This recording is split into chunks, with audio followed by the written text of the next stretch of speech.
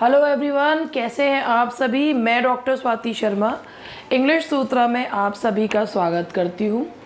और जैसा अभी कुछ दिन पहले मैंने आप लोगों से कहा था कि मैं राइटर्स जो है वो स्टार्ट कर रही हूँ, और उसके बाद मेरी तबीयत अचानक बहुत ज़्यादा ख़राब हो गई।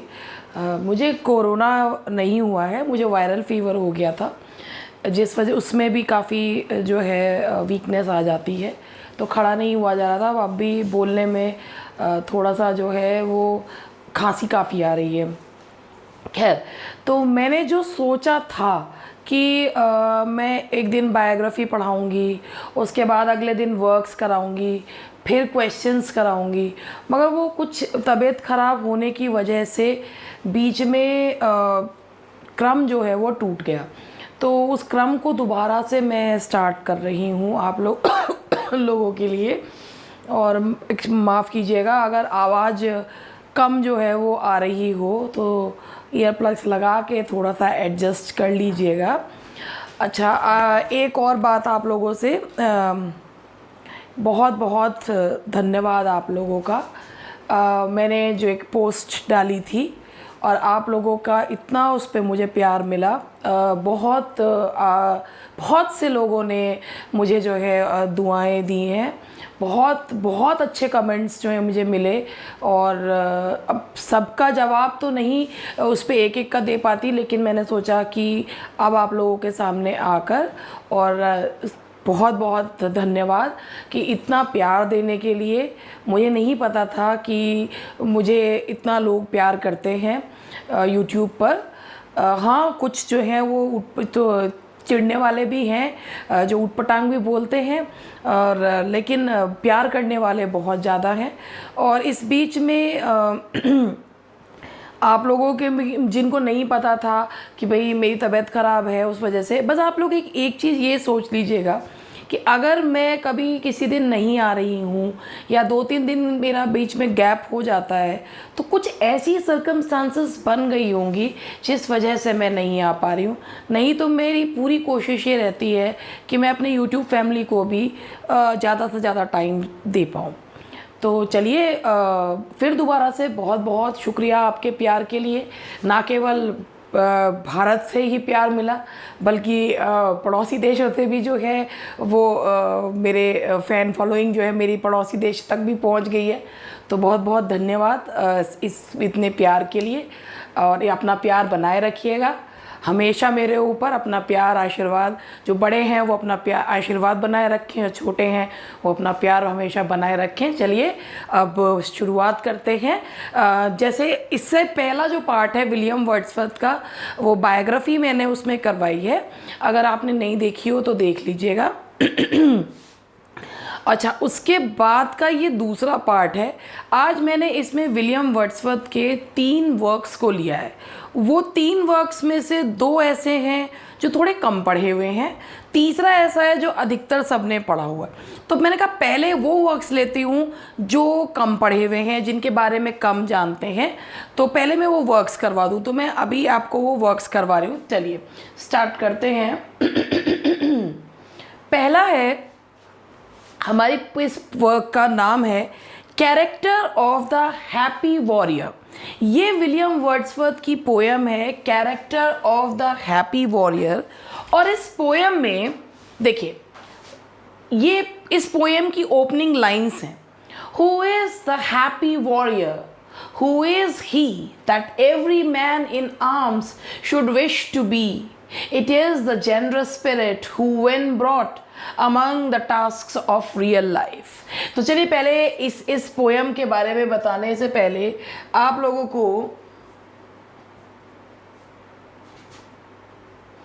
ये पोयम जो है वो कंपोज की थी 1806 में।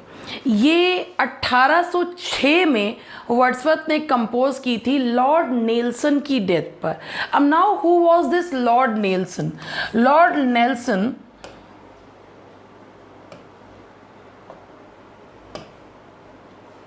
लॉर्ड नेल्सन की डेथ पर ये पोएम कंपोज की गई थी। 1805 में उनकी डेथ हुई थी। लॉर्ड नेल्सन जिन्होंने नेपोलियनिक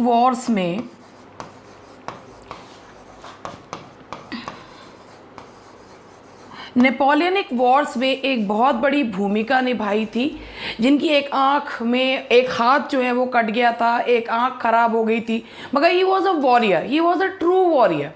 उनको श्रद्धांजलि देते हुए वर्ड्सवर्थ ने लॉर्ड नेल्सन को हैप्पी वॉरियर कहा है, और ये पोएम जो है वो उन्हीं को समर्पित करी है, लॉर्ड नेल्सन, जो कि नेपोलियनिक वॉर्स में जिन्होंने एक काफ़ी अच्छी भूमिका निभाई। नेपोलियन जो जिसने फ्रेंच रेवोल्यूशन के दौरान जो उठा था, और आप जानते ही हैं कि Wordsworth was very much influenced by the French revolution. तो नेपोलियन बोनापार्ट जो कि फ्रेंच रेवोल्यूशन के दौरान उठा था 1804 में उसने अपने आप को राजा भी घोषित कर दिया था। और तो उस नेपोलियन के लिए वॉर्स में एक बहुत बड़ी भूमिका निभाई थी लॉर्ड नेल्सन ने। तो उनके कैरेक्टर को गढ़ा गया है इस पोएम में, हैप्पी वॉरियर्स में। ठीक है, चलिए इसके ये है लॉर्ड नेल्सन के लिए। Lord Nelson hero of the Napoleonic Wars, और ये पोएम पब्लिश्ड हुई थी 1807 में। चलिए इसके बाद आगे बढ़ते हैं। इस पोएम में वर्ड्सवर्थ ने कहा, says that a happy warrior is the one, कि एक happy warrior वो होता है who behaves according to his childish thoughts, जो बड़ा होने के बावजूद भी जिसके अंदर एक बच्चा जो है वो जीवित होता है। Who gains whatever knowledge comes in his way, जो कभी नॉलेज को प्राप्त करने में पीछे नहीं हटता। He says that so long as the happy warrior finds comfort in himself, कहते जब तक हैप्पी जो वॉरियर है वो अपने आप में खुश है, एंड इन हिज कॉज, और जिस कॉज के लिए वो लड़ रहा है उसके लिए वो खुश है, he will have the approval of heaven, तब तक भगवान स्वयं उसका साथ देते हैं। And that is the mark of his greatness, और यही एक हैप्पी वॉरियर की महानता की पहचान है। He modeled his happy warrior on Lord Nelson, who was killed at the Battle of Trafalgar, जो जीत गए थे युद्ध मगर बैटल ऑफ ट्रफलगर में जो मारे गए थे। अब इसके बाद जो ये लाइन्स हैं इसको समझा देती हूँ। Who is the happy warrior? कौन है happy warrior? Who is he? कौन है वो? That every man in arms should wish to be, जो भी इंसान हथियार उठाता है वो हैप्पी वॉरियर बनना चाहता है। वो हैप्पी वॉरियर्स कौन होते हैं?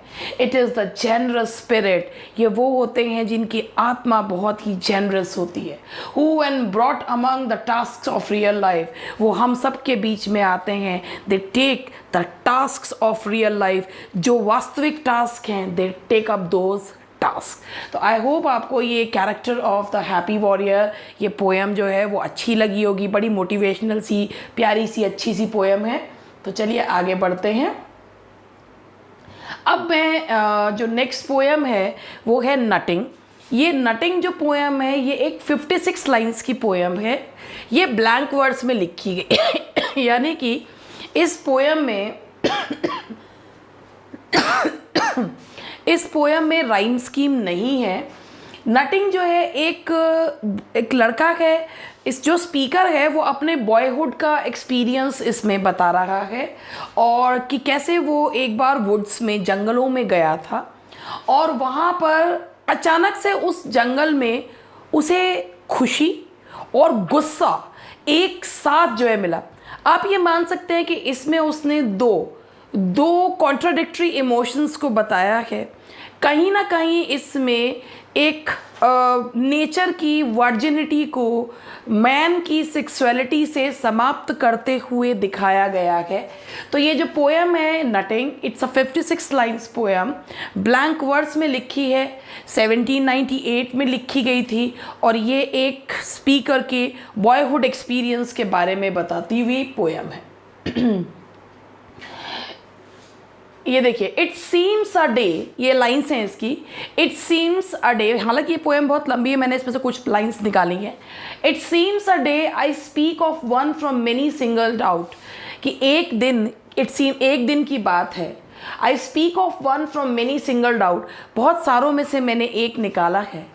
One of those heavenly days that cannot die, वो हेवनली डे जो कभी मर नहीं सकता।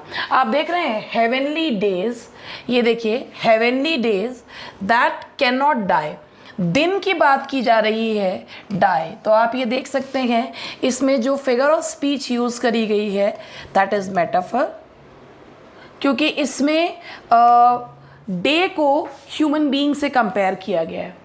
When in the eagerness of boyish hope, कहते हैं कि जब मेरे अंदर एक बच्चे, एक लड़कपन की जो है वो उत्सुकता थी, I left a cottage threshold selling forth, कि मैंने अपनी कॉटेज को छोड़ा, with a huge wallet over my shoulder slung, कि मैंने एक बड़ा सा थैला अपने कंधे पे डाला, a nutting crook in hand, मेरे हाथ में एक नटिंग क्रुक थी, and turned my steps, और मैं आगे बढ़ता हुआ गया। आप देख रहे हैं इसमें कोई भी राइम स्कीम नहीं है, क्योंकि देखिए यहाँ per day, not, die, hope, कोई भी वर्ड किसी से राइम नहीं कर रहा है। In that sweet mood when pleasure loves to pay tributes, कि ऐसे अच्छे मूड में जब प्लेजर जो है वो ट्रिब्यूट पे करना चाहता है, यानी कि श्रद्धांजलि देना चाहता है, टू ईज यानी कि शांति को, and of its joy secure, और जब वो जॉय को सिक्योर करना चाहता है, यहाँ पे फिर ये प्लेजर लव्स टू पे से मेटाफर फिगर ऑफ स्पीच जो है वो एक मिनट, इसमें भी मैं गड़बड़ कर गई हूँ। ये यहाँ पर है one of those heavenly days that can not die, ये यहाँ पर मैं गलती से यहाँ मेटाफर बोल गई हूँ, इसे मैं हटा रही हूँ।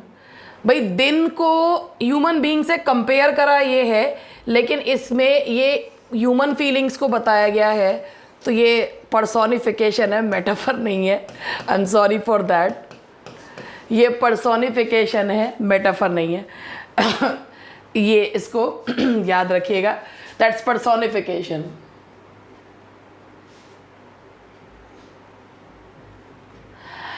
Pleasure loves to pay tributes to ease and of its joy secure. अब यहाँ फिर वही चीज़ है, प्लेजर लव्स टू पे। अब pleasure loves to pay tributes to ease, कि जब प्लेजर जो है वो ट्रिब्यूट देना चाहता है, यहाँ पर भी हमें पर्सोनिफिकेशन जो है वो देखने को मिला, मानवीकरण किया गया है। देन अप आई रोज, फिर अचानक से इस पोएम का जो टेम्पो है वो चेंज होता है। वो कहता है देन अप आई रोज, अचानक से मैं उठा, एंड ड्रैग टू अर्थ, और मैंने जो है वो खींच के धरती पर लेकर आया, बोथ ब्रांच एंड बो, कि मैंने झाड़ियाँ और वो जो है उसे खींच के धरती पे देकर मारा, विथ क्रैश। तो यहाँ पे है कि जो वो लड़का है वो दिखाया कि वो उस माहौल में बहुत खुश था, अचानक से उसे बहुत तेज गुस्सा आता है, और वो जो प्रकृति की सेरेनिटी है उसे तहस नहस वो कर देता है। तो मैंने अब जैसे आपको बताया था कि दो इमोशंस इसमें बताए गए हैं, कि प्रकृति की वर्जिनिटी, प्रकृति की सेरेनिटी के अगेंस्ट मैन की सेक्सुअलिटी को दिखाया गया है इस पोएम नटिंग में। तो this is the poem nutting. चलिए आगे बढ़ते हैं। अब हम लोग जो तीसरी पोएम पे पढ़ रहे हैं वो है सॉलिटरी रीपर, और उस पोएम में मैं फिर दोबारा से कह रही हूँ वो पर्सोनिफिकेशन था, गलती से मैं मेटाफर लिख गई उसमें। तो देखिए ये जो है सॉलिटरी रीपर, सबसे पहले इस पोएम के बारे में बात करते हैं। ये पोएम पे एक क्वेश्चन भी आया था 2016 यूपीटीजीटी के पेपर में, जिसमें पूछा गया था ये पोएम आखिर है क्या, इट्स अ लिरिक और इट्स अ बैलेड। इस पोएम को लिरिक भी माना जाता है और बहुत से लोग इसको बैलेड भी मानते हैं, ठीक है। अच्छा, ये इस पोएम में, ये पोएम लिखी गई थी November 5, 1805 एंड पब्लिश्ड इन 1807। ये पोएम के बारे में अलग अलग चीज़ें हैं। ये इसमें है कि ये पोएम, एक ये भी माना जाता है कि ये पोएम जो है वो टॉमस विल्किंसन के एक्सपीरियंस पे बेस्ड है, और ये भी माना जाता है कि ये वर्ड्सवर्थ के अपने एक्सपीरियंस पे। तो ये मुझे मैंने कहीं पढ़ा था, तो इसलिए मैंने इसे भी यहाँ पर दे दिया है कि ये टॉमस विल्किंसन के एक्सपीरियंस पर बेस्ड है, और ये एक लिरिक है। कुछ क्रिटिक इसे बैलेड भी मानते हैं। इस पोएम में 32 लाइन्स हैं। अच्छा, अब इसमें क्या है इस पोएम में, ये देखिए, Behold her single in the field, yon solitary highland loss, reaping and singing by herself. यह यहाँ पे दिखाया है कि the poet is going somewhere and he comes across a girl who is singing a song in Erse language, Gaelic language.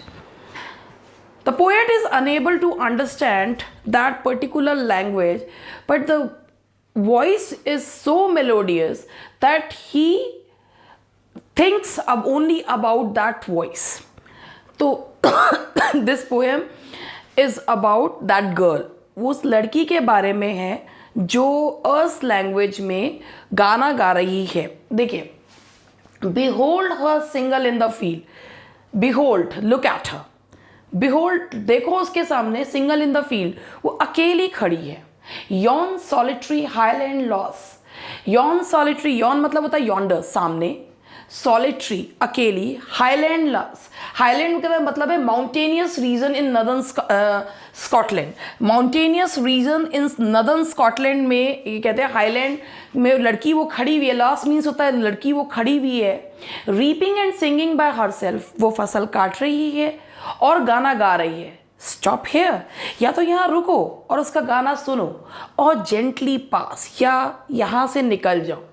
Alone she cuts and binds the grain, कि वो अकेली ही खड़ी हुई है, कट कर रही है, ग्रेन्स को बांध रही है, and sings a melancholy strain, और वो जो गाना गा रही है ना उसमें दुख का पुट जो है वो देखने को मिलता है.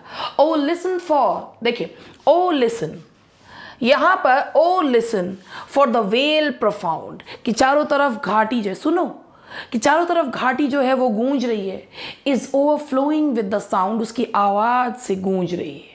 तो यहाँ पर उन्होंने जो है डिस्क्रिप्शन दिया है एक सॉलिटरी लास का, एक स्कॉटलैंड की लड़की का जो अर्स लैंग्वेज या गेलिक लैंग्वेज में गाना गा रही है, एंड वो कुछ दुख भरे गाने जो है वो गा रही है. इसीलिए एक कहानी सी कहती हुई है. That's why some critics hold the view that this is ballad, और इसको लिरिक और बैलेड दोनों ही जो है माना जाता है. अब देखिए, इसी का ही जो मैंने अभी बताया, इसे इंग्लिश में ये लिखा हुआ है. In the first stanza the poet implores his listener, implore मतलब होता है विनती करना, to stop and look at the girl who is reaping and singing by herself in the field, कि जो गा रही है. The poet asks the listener to stop here और gently pass so as not to disturb the smooth flow of the song. And as she cuts and binds the grain, she sings a melancholy strain, and the valley is full of the song. ये जो मैंने अभी आपको बताया उसका पूरा English का ही description है, तो इसको बस ये यहाँ पे डिस्क्रिप्शन दिया हुआ है. अब इसके आगे मैं अभी बता चुकी हूँ. No nightingale did ever chant more welcome notes to weary bands. अब आप यहाँ देखिए कि ये यहाँ लिखा हुआ है कि no nightingale did ever chant, कि कोई नाइटिंगेल ने भी इतना मीठा नहीं गाया होगा. मोर वेलकम नोट्स, देखिए वेलकम यहाँ पर है, वो मोर वेलकम नोट्स, नोट्स का यहाँ मतलब है सॉन्ग्स, गाने, मेलोडियस सिंगिंग. देखिए, more welcome notes to weary bands of travellers, कि थके हुए जो ट्रैवलर्स गुजरते हैं, उनके जो ग्रुप्स गुजरते हैं, उनके लिए किसी नाइटिंगेल ने भी इतने मीठे गाने नहीं गाए होंगे जितने ये लड़की जो है वो गा रही है. In some shady haunts among Arabian sands, वो नाइटिंगेल जो छुप के गाती है. शेडी हॉन्ट, कि नाइटिंगेल जो है वो छुप कर गाना गाती है अमंग अरेबियन सैंड्स, की कहीं पे छुपी रहती है और वो जो है वो गाने गाती है. इतने सुंदर गाने तो नाइटिंगेल ने भी नहीं गाए होंगे जितने मीठे गाने ये लड़की जो है वो गा रही है. तो ये हुआ यहाँ तक का. अब इसके बाद इसी का ही एक्सप्लेनेशन है. A voice so thrilling never was heard in springtime from the cuckoo bird. यहाँ पर आप ये देखिए, सबसे पहले उसने कंपेयर करा उसके गाने को नाइटिंगेल से, तो कंपैरिजन है. और फिर उसके बाद देखिए a voice so thrilling never was heard, कि इतनी इतनी जो है रोमांच उत्पन्न करने वाली आवाज़ है इन spring time from the Kuku bird, कि जब कुकू बर्ड भी गाना गाती है स्प्रिंग में, बसंत ऋतु में, तो भी शायद इतनी रोमांच उत्पन्न करने वाली आवाज़ नहीं उत्पन्न होती, इतना गाना जो है वो रोमांच उत्पन्न नहीं करता। Breaking the silence of the sea among the farthest Hebrides, कहते हैं कि इतनी जो है वो आवाज़ इतनी मीठी है कि breaking the silence of the seas, कि वो समुद्र का साइलेंस भी जो है वो तोड़ती हुई, ये अमंग द फारदेस्ट हेब्रिड्स, कि दूर से जो है समुद्र का साइलेंस तोड़ती हुई भी आवाज़ नहीं होती। यानी कि ना कुकू ना नाइटिंगेल इतना मीठा गाना कोई नहीं गा सकता जितना ये लड़की गाना गा रही है। आप यहाँ देख रहे हैं, यहाँ पर रेफरेंस भी दे रखे हैं, जैसे हेब्राइड्स है या इसमें कोई भी वो दे रखा है, तो दैट इज़ जो अगर आप कोई रेफरेंस देते हैं तो उसको भी देखिए, इसमें हेब्राइड्स का दे रखा है और इसमें कंपैरिजन भी किया गया है, अल्यूजन कहा जाता है जब रेफरेंस दिया जाता है। अब ये देखिए, इसमें सेकंड स्टैंजा में है, the poet compares the women's song to the sounds of two singing birds saying that hers excel those of the nightingale and the cuckoo. यही जो मैंने आपको बताया कि उसका जो गाना है वो दोनों को, चाहे नाइटिंगेल हो चाहे कुकू हो, उनसे सबसे उनको पीछे छोड़ता हुआ है उस लड़की का गाना।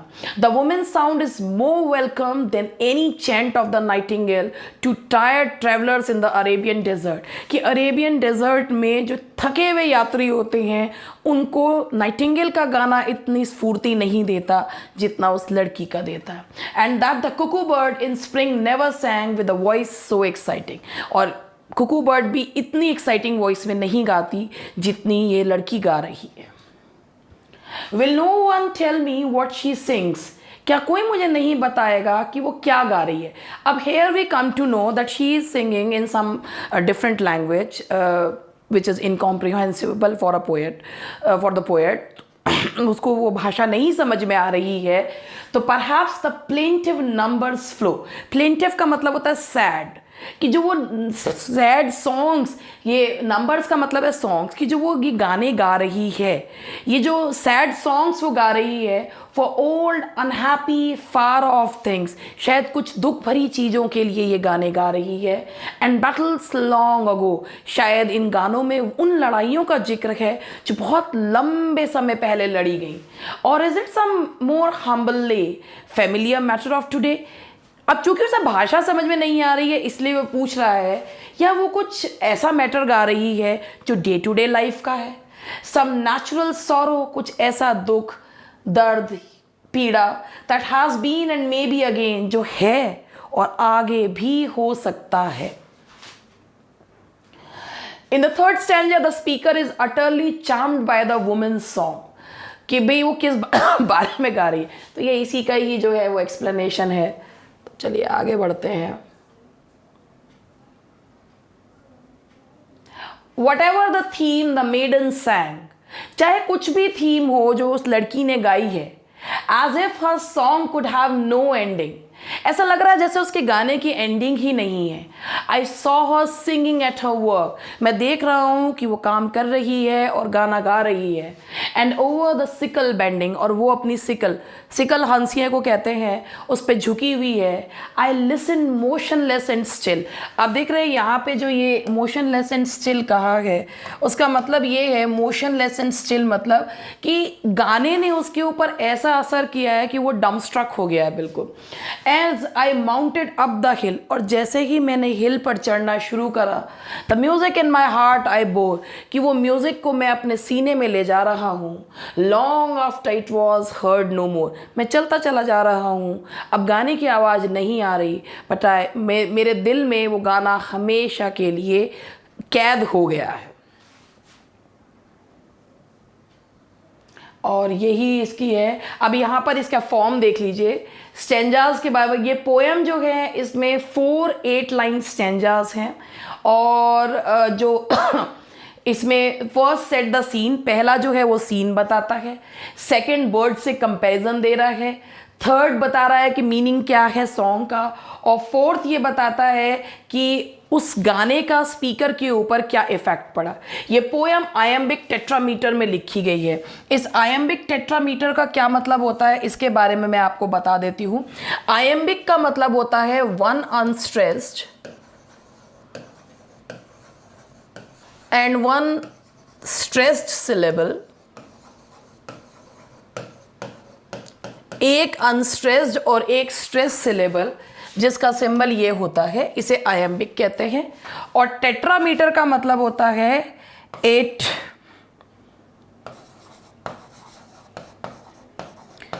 सिलेबल्स, यानी कि 2 से डिवाइड कर दीजिए। 4 फीट की जो लाइन होती है उसे कहा जाता है टेट्रामीटर। जैसे 5 फीट की लाइन को पेंटामीटर कहा जाता है, 4 फीट की लाइन को टेट्रामीटर कहा जाता है। इस पोएम की जो राइम स्कीम है वो है ABABCCDD। अब ये राइम स्कीम कैसे निकालते हैं, हर लाइन के लास्ट वर्ड को देखते हैं वो किससे मैच करती है। तो इस पोएम में ये पोएम जो है वो आयम्बिक टेट्रामीटर में लिखी गई है और इसकी राइम स्कीम है ABABCCDD।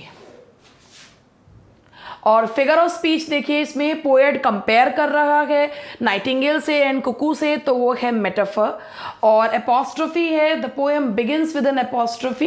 एपोस्ट्रोफी वो होता है जिसमें हम किसी को संबोधित करते हैं, किसी व्यक्ति को, किसी आइडिया को, किसी मृत व्यक्ति को, उसे कहा जाता है, that is known as apostrophe. तो थैंक यू वेरी मच। कैसे लगी आपको ये क्लास बताइएगा ज़रूर। 3 वर्क्स इसमें मैंने आप लोगों को करवाए हैं, आगे भी इस तरीके से करवाऊंगी। अभी ये कह रही हूँ कि कल जो है क्वेश्चंस कराऊंगी, तबीयत ठीक रही तो बिल्कुल जो है वो क्वेश्चंस आप लोगों को करवाऊंगी। कोई वादा नहीं करती हूँ, लेकिन कोशिश करूँगी कि जो है क्वेश्चंस कल आप लोगों को करवाऊँ। Thank you very much. मिलते हैं नेक्स्ट लेक्चर में।